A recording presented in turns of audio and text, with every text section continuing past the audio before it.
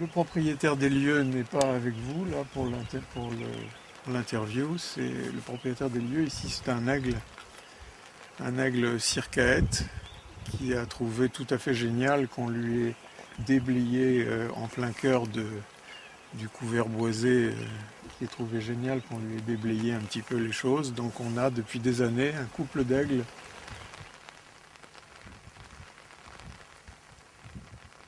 Ma femme et moi, on avait l'objectif de restaurer un site agricole ancien, comme d'autres jouent au tennis ou font autre chose, quoi.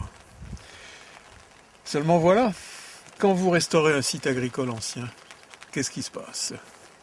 Vous le laissez repartir à la jachère? Non, vous êtes obligé de le cultiver, de le remettre en culture. Et c'est comme ça que je suis devenu oléiculteur. On a ici une richesse et une variété biologique inimaginable.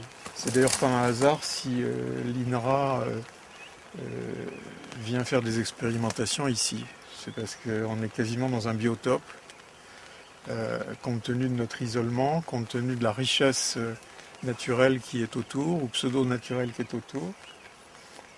D'ailleurs, il n'y a qu'à regarder les arbres, hein. Ils sont en pleine santé, et il n'y a pas d'engrais, il n'y a pas de cuivre, il n'y a rien du tout de ce genre. C'est une dépendance complète vis-à-vis des éléments. Moi j'aime bien ça, hein. Ça nous apprend un petit peu quand même. On est à une époque où on parle de développement durable, reprendre conscience de notre environnement, et donc des éléments quels qu'ils soient, c'est quand même précieux. Moi je suis architecte et dans mon travail, j'ai toujours considéré ces dimensions de l'environnement naturel de tous les projets, je l'ai toujours considéré comme fondamental, hein.